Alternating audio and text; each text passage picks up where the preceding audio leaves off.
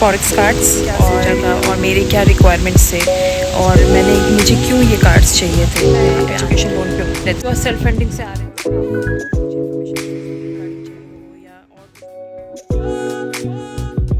मैंने जब क्या सोचा था और अगर आपको मेरे वीडियोस पसंद आते हो और आपको कुछ लगा हो कि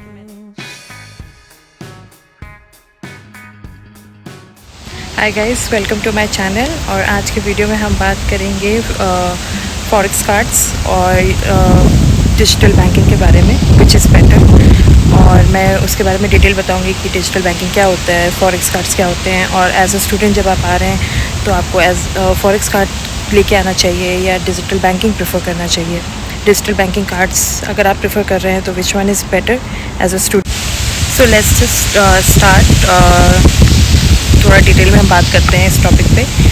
तो मैं ऐसे अपने पॉइंट ऑफ व्यू से स्टार्ट करूँगी, जो मैंने जब क्या सोचा था और मेरे क्या रिक्वायरमेंट्स थे और मुझे क्यों ये कार्ड्स चाहिए थे यहाँ पे आने के लिए, जब मैं एज अ मास्टर स्टूडेंट्स के लिए मैं अपना स्टार्ट कर रही थी प्रिपरेशन जब इंडिया में थी। तो जनरली क्या होता है कि अगर आप किसी भी कंट्री में जाते हैं, ट्रैवल करते हैं, तो यू नीड मतलब आपके जो इंडियन बैंक के कार्ड होंगे या इंडियन अकाउंट के जो कार्ड होंगे वो नहीं चलेंगे। Not every card will work here.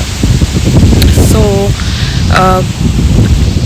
जैसे मेरे पास बैंक का कार्ड, मेरा जो बैंक का अकाउंट था, मेरे पास जो क्रेडिट कार्ड था और जो डेबिट कार्ड था, because I have been working for more than 5 years, तो मुझे मेरे सैलरी अकाउंट से मुझे वो कार्ड्स मिले थे।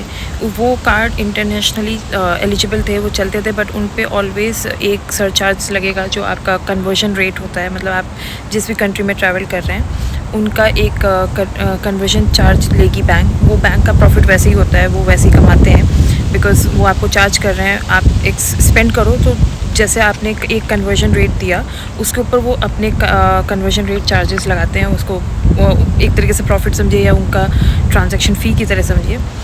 तो वो चार्ज लगेगा। वो मेरे डेबिट पे भी लगता था, वो मेरे डेबिट क्रेडिट दोनों पे लगता था। तो बेसिकली मेरे कार्ड पे if I am not wrong 2% था जो एक्स्ट्रा, मतलब आपने अगर जो अमाउंट स्पेंड की, मतलब माने आपने $1000 स्पेंड किया, मतलब ये तो बहुत बड़ी अमाउंट में ले रही हूँ, एक शॉट में आप इतना तो स्पेंड नहीं करेंगे। यू आर ट्रैवलिंग तो आप $10 $20 की ट्रांजैक्शन करेंगे एट ए टाइम। तो उस पे उस अमाउंट पे वो अमाउंट कन्वर्जन जो करेंसी कन्वर्जन रेट लगा आपका, वो प्लस उसके ऊपर वो 2% चार्ज करेंगे। तो दैट वाज माय जो मेरा डेबिट और क्रेडिट कार्ड था उसके चार्जेस थे, जो मुझे again as a student once in a while अगर आपको इमरजेंसी में ट्रांजिट करना है, जैसे एयरपोर्ट पे या कहीं पे, या let's say your card is not working, your bank account is not working, तो इमरजेंसी के लिए ठीक है, आप उतना पे कर दोगे, राइट। बट अगर आपको रेगुलर बेसिस पे यूज़ करना है एटलीस्ट फॉर ए मंथ और so, then it's gonna be really expensive. So उस केस में जनरली लोग क्या करते हैं कि फॉरेक्स कार्ड के लिए जाते हैं। फॉरेक्स कार्ड में उनको एक अमाउंट लोड करके देगा बैंक। तो क्योंकि जैसे अभी मैं एजुकेशन लोन पे हूँ, लेट्स से, तो 2 तरीके के होते हैं फॉरेक्स कार्ड। जो सेल्फ फंडिंग से आ रहे हैं तो वो एक फॉरेक्स कार्ड इशू कर लेते हैं बैंक से। उसका बैंक, मतलब मुझे ज़्यादातर HDFC के बारे में पता है, बिकॉज मैं HDFC के थ्रू ही जा रही हूँ मैक्सिमम चीज़ों के लिए। तो मुझे ये पता था कि अगर आपने लोन नहीं भी लिया है तो आप HDFC में अगर आपका बैंक, मतलब वो अप्लाई कर सकते हैं, जैसे आप क्रेडिट कार्ड अप्लाई करते हैं तो उस बेसिस पे। सो जब आप खुद से अप्लाई करते हैं फॉरेक्स कार्ड के लिए, तो bank will charge you some fee जो 1000 रुपीज़ के अराउंड होती है, INR के अराउंड। और अगर आप जैसे मैं एजुकेशन लोन HDFC के थ्रू गई थी, HDFC क्रेडिला के थ्रू, तो उन्होंने मुझे फ्री में फॉरेक्स कार्ड दिया था। फ्री का मतलब ये होता है कि उसको इशू करने का वो कोई चार्ज नहीं ले रहे, बट उसके अलावा everything they charge and it's very expensive. मतलब आपको उसमें पैसा लोड करने के या उससे निकालने के और ट्रांजैक्शन के, हर चीज़ के उनके चार्जेस हैं। विच आई थिंक मोर और लेस हर बैंक करती है। इट्स नॉट जस्ट कि सिर्फ HDFC के फॉरेक्स कार्ड ही चार्ज करते हैं। कोई भी बैंक के आप फॉरेक्स कार्ड लेंगे तो वो आपको चार्ज करेंगे ही करेंगे। ऐसा नहीं है कि उनके चार्जेस नहीं होंगे, because that's how they earn profit.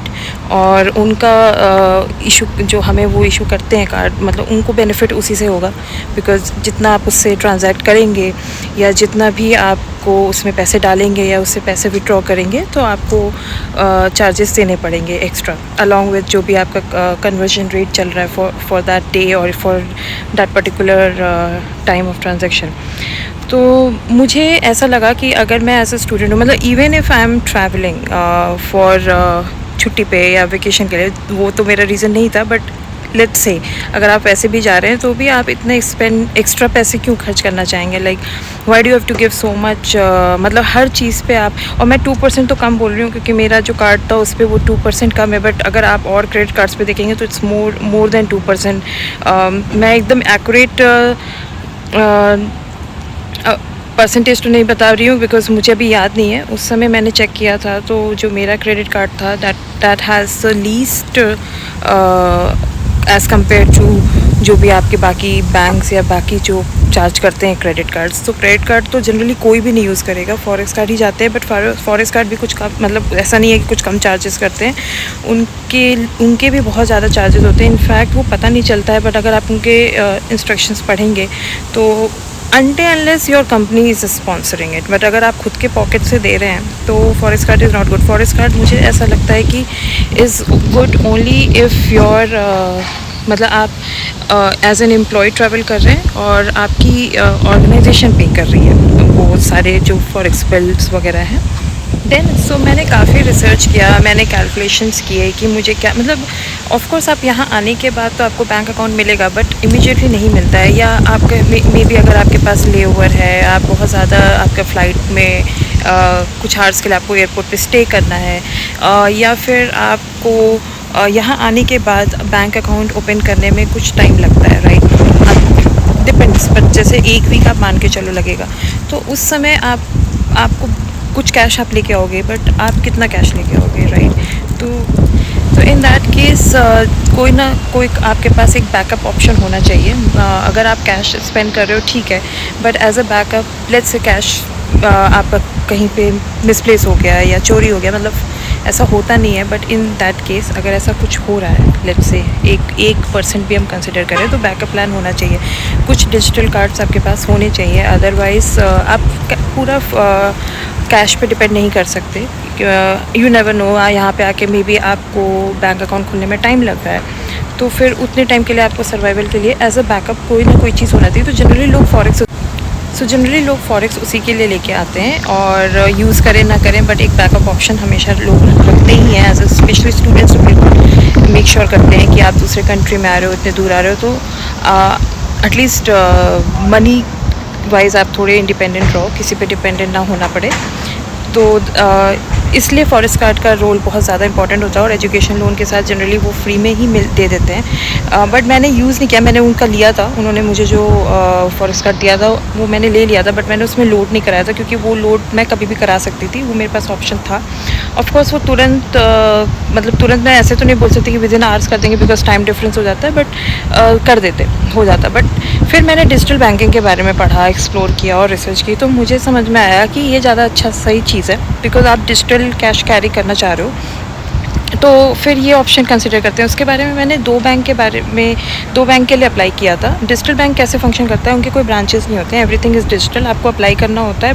तो थोड़ा रिस्की ये है, इसलिए आप किसी भी रैंडम बैंक में जाके अप्लाई नहीं, मतलब वो रहेगा, बिकॉज आपके पास कोई ब्रांच नहीं है, कुछ नहीं है, तो फिर आप एज एन कुछ गड़बड़ होता है, कुछ फ्रॉड होता है, तो आप किसके पास जाओगे, राइट? आपके पास कोई फिज़िकल उनकी ब्रांचेस नहीं है, तो आपको पता ही नहीं है कि आपको कहाँ जाना है।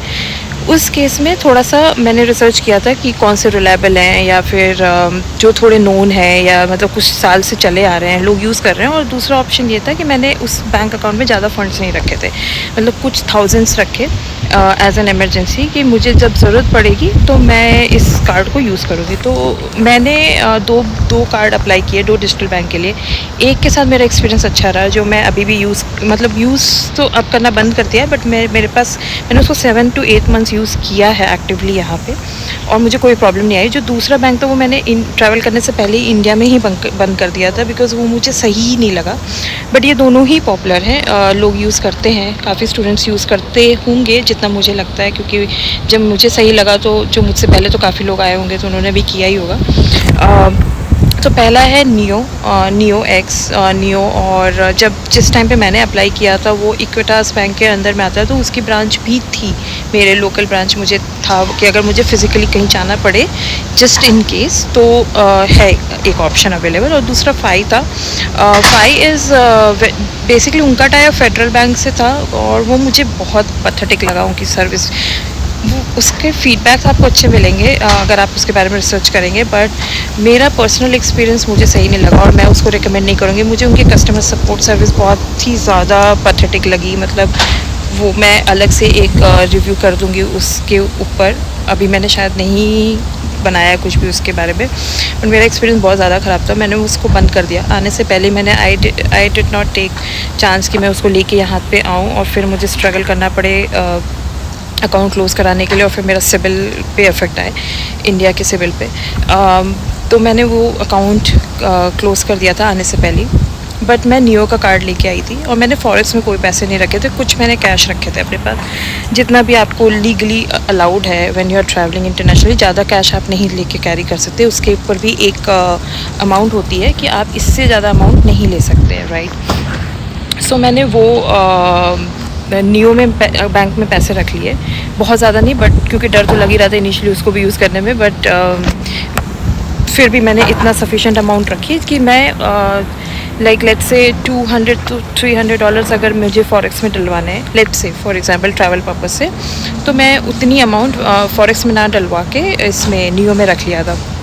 And then when I came here I use it, because क्या होता है आपको क्यों चाहिए होते हैं सब कार। जैसे आपको मान लो ऊबर ही लेना है या कोई कैब सर्विस लेनी है, आप एयरपोर्ट पे जब लैंड करते हैं तो वो सब डिजिटल रहेगा, वो आपको कैश नहीं अलाउ करेगा, राइट। तो अगर आपके अकाउंट में वो कुछ कार्ड ऐड करने के लिए बोल रहा है तो ईदर योर डेबिट कार्ड और credit card which is internationally accepted, अगर आपके पास वैसा कुछ है तो वो आप करो। But I am very much sure कि मैक्सिमम जो स्टूडेंट्स होते हैं, काफ़ी जो एकदम फ्रेश ग्रेजुएट्स होते हैं, वो आ जाते हैं मास्टर्स के लिए या फिर कुछ साल के लिए वर्क एक्सपीरियंस से वो आते हैं, तो they will not have such credits. मतलब हो सकता है क्रेडिट कार्ड लिया ही ना हो या फिर उनको उतना स्पेंड ना करना हो कि इंटरनेशनली आप उसको एक्टिवेट करा रहे हो।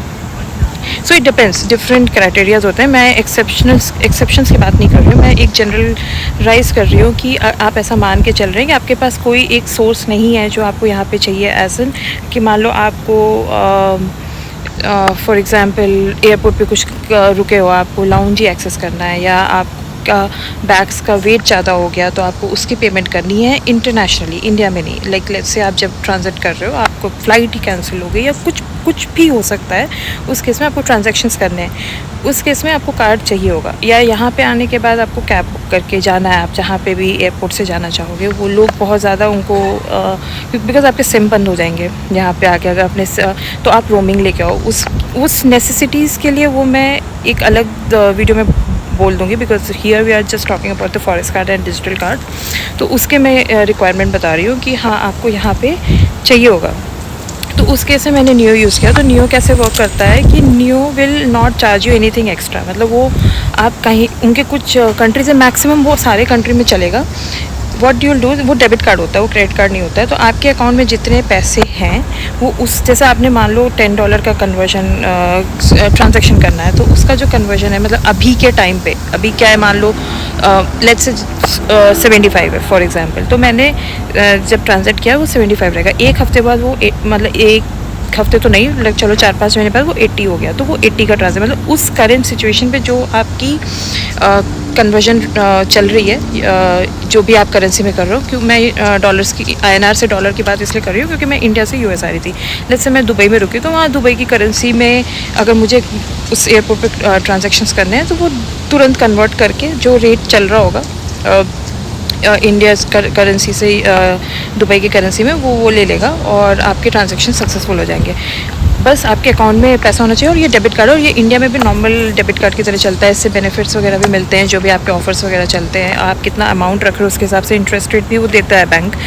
बट मैं बहुत ज़्यादा अमाउंट नहीं रखती थी, बट मैंने जैसे यहाँ पे आई मैं तो कैब्स वगैरह लिया, और मैं इनफैक्ट मैं काफ़ी टाइम तक यूज़ की, मतलब टू बी ऑनेस्ट, क्योंकि उससे मुझे फ़ायदा ये हुआ कि मैं अगर लोन का अमाउंट इंडिया, ऑफ कोर्स मैंने लोन फीस वगैरह या जो भी मुझे लिविंग के लिए कॉस्ट चाहिए थे वो मैंने बल्क में मंगा लिए अपने अकाउंट में। बट छोटे छोटे खर्चे होते हैं कि आपको मान लो कुछ बर्गर ही खाना है या कुछ आपको कॉफ़ी पीनी है, तो वो अमाउंट मैं अगर अपने अकाउंट से ना खर्च करना चाहूँ और मैं इंडिया के बैंक अकाउंट से खर्चा करना चाहूँ, जो मेरे ट्रांजेक्शन्स नहीं किए हैं, वो मैं उससे कर लेती थी, मतलब इमरजेंसी फंड्स की तरह मैं उसको यूज़ कर लेती थी। इनफैक्ट मैंने कई अमेज़ॉन वगैरह पे भी उसको यूज़ किया था इनिशियली, बट ये मैं ज़्यादातर इनिशियली यूज़ कर रही थी।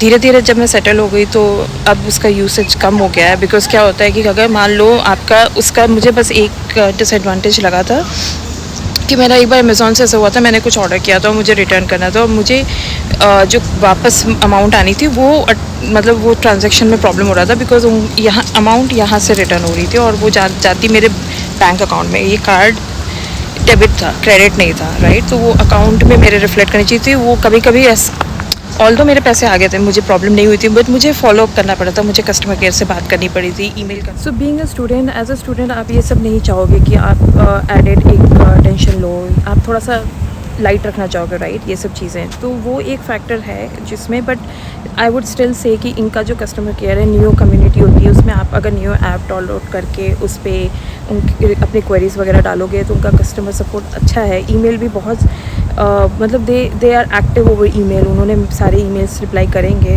दे मेक श्योर कि your queries resolve and they follow up. तो उसमें नो कंप्लेन, उनके अगेंस्ट कोई कंप्लेन नहीं है कि उन्होंने उनकी सर्विस अच्छी नहीं थी। इनफैक्ट मुझे बहुत अच्छी लगी उनकी सर्विस कि डिजिटली उन्होंने इतने अच्छे से मैनेज किया हुआ है, you do not have to call, it's just in email. हाँ, वो ये एक चीज़ होती थी कि वो क्या करते थे, जैसे अगर मैंने कुछ थोड़ा बड़े अमाउंट के ट्रांजेक्शन किए, जैसे मैंने एक बार मेरा कुछ प्रॉब्लम हो रहा था तो मुझे लैपटॉप लेना था और मेरे फंड्स यहाँ पे कम पड़ रहे थे, तो मुझे लगा कि चलो इसी कार्ड से ले लेते हैं। तो थोड़ा सा मुझे क्योंकि आप कन्वर्जन वो लेगा, अगर आप जैसे कुछ POS पे आप जाओगे तो दे चार्ज यू, वो उनके चार्जेस होते हैं, new is not charging you. वो आप उनका जो POS सिस्टम है वहाँ पे जो ट्रांजेक्ट कर रहे हो वो उनके चार्जेस लगते हैं, तो वो थोड़ा मुझे पे करना पड़ा था। बट क्योंकि वो बड़ी अमाउंट थी तो मेरा ट्रांजेक्शन फेल हुआ था, एंड देन इनिशियली ऐसा हुआ था, and they started calling on my India number because registered वो था, जो कि मेरे पास नहीं था एक्टिव, तो वो वहाँ पे थोड़ा सा प्रॉब्लम हुई थी। बट जब आप छोटे मोटे अमाउंट यूज़ करते हो, दो रिजॉल्व हो गई थी, मैंने उनको कंफर्म कर दिया था कि yes I was using it and I needed this transaction to be done, so and it happened. But problem है कि अगर आप बड़े अमाउंट के ट्रांजेक्शन्स कर रहे हो तो ऑफकोर्स आपको थोड़े इश्यूज आ सकते हैं फॉर योर ओन गुड, मतलब वो आपकी सेफ्टी एंड सिक्योरिटी के लिए कि आपका कोई कार्ड मिसयूज़ नहीं हो रहा है। बट अगर आप छोटे मोटे ट्रांजेक्शन कर रहे हो तो इट्स रियली गुड, मतलब आपको फॉरेक्स, मुझे फॉरेक्स की ज़रूरत पड़ी नहीं, टिल डेट वो फॉरेक्स पड़ा हुआ है, मैंने उसमें ना कभी लोड किया, ना उसमें कोई अमाउंट रिक्वेस्ट करवाई, ना ही मैंने उसको यूज़ किया, मैं नियो ही यूज़ करती आई, मैं अभी तक वही यूज़ कर रही हूँ और मुझे काफ़ी सही लगी, मतलब इसकी सर्विस ओवरऑल एक्सपीरियंस सही रहा। 5 आई वुडेंट रिकमेंड, बट अगर आप एक बार पढ़ सकते हो अपने रिक्वायरमेंट के हिसाब से कि आपको चाहिए, because it's a bank account, तो आपके पैन से वो लिंक हो जाएगा, तो it's gonna impact your civil अगर आप उसको ठीक से यूज़ नहीं कर रहे हो, एज इन उस पर ज़्यादा ट्रांजेक्शन्स फेल हो रहे हैं या ऐसा कुछ हो रहा है, तो योर सिविल विल ड्रॉप। तो वो सारी चीज़ें आप देख सकते हो अपने हिसाब से, बट ओवरऑल मुझे बहुत सही लगा, मेरा एक्सपीरियंस बहुत अच्छा रहा, और मुझे मैं रिकमेंड करूँगी कि अगर आप फॉरेक्स और इसमें चूज़ कर रहे हो तो डिजिटल बैंकिंग में ये चूज़ कर सकते हो। अभी कुछ नया अच्छा डिजिटल बैंकिंग आ गया हो तो मुझे उस पर आइडिया नहीं है, but this one is good, my overall experience is good, और yeah, I mean I think मैंने इसके बारे में काफ़ी डिटेल में बता दिया है कि क्या चीज़ें थी इसके बारे में, क्या बेनिफिट्स है, इसको कैसे अप्लाई करना है एंड ऑल दैट। अगर वो ज़्यादा डिटेल्स चाहिए तो मैं उस पर अलग वीडियो बना सकती हूँ, और आप कमेंट करिएगा कमेंट सेक्शन में अगर आपको ये वीडियो कुछ इन्फॉर्मेटिव। सो या गाइज़, आई गेस ये वीडियो आपको कुछ यूज़फुल लगा हो, इससे कुछ आपको इन्फॉर्मेशन मिली हो अबाउट डिजिटल बैंकिंग और फॉरेक्स कार्ड में क्या आपके लिए सही होता है एज अ मास्टर स्टूडेंट यहाँ आने के लिए।